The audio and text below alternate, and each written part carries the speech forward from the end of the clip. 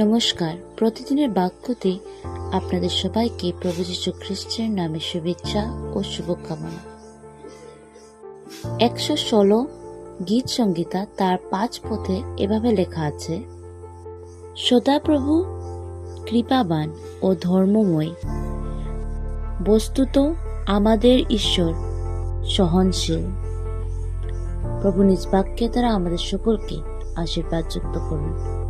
Amen. প্রিয়জন, এ বাক্যের দ্বারা প্রভু আমাদেরকে আরেকটি বার মনে করে দিচ্ছেন যে তিনি কৃপাবান, তিনি সকল সময় আমাদের সহবর্তী হয়ে থাকে। প্রিয়জন, আমি জানি না আজকে দিনে আপনি কি থেকে হয়ে যাচ্ছেন, কিন্তু যা কিছু থেকে হয়ে যাচ্ছেন, আপনার পরিস্থিতি, আপনার পরিবারের পরিস্থিতি, যা কিছুই কেন না আছে, প্রভু আপনাকে বলছে যে তিনি দয়াবান, তিনি আমাদের ঈশ্বর, তিনি আমাদের সহবর্তী হয়ে থাকেন। প্রিয়জন, এই বাক্যকে যদি আপনি নিজের জীবনে আজকে গ্রহণ করেন, হতে পারে যে আপনার জীবনের কষ্ট বেদনা কম হয়ে যায়।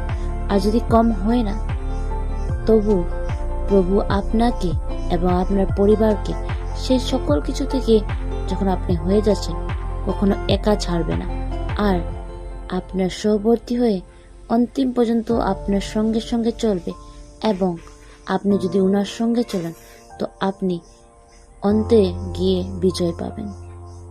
প্রিয়জন, এই বিশ্বাসের সাথে আজকে দিনকে প্রভুর হাতে সমর্পণ করি। আসুন।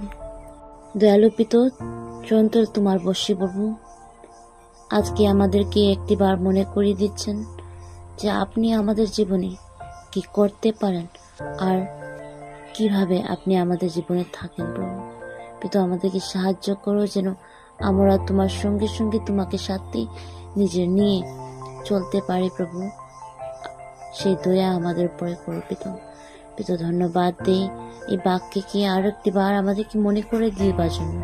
আর এই বাক্যের সঙ্গে যে বিশ্বাস আপনি দিয়েছেন, সেই বিশ্বাসকে নিজের হৃদয়ে রাখতে আর গ্রহণ করতে আমাদেরকে সাহায্য করুন। ধন্যবাদ দেই পিতা।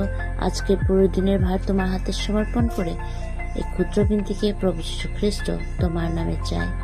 আমেন। আপনাদের সবার দিন শুভ হোক। নমস্কার।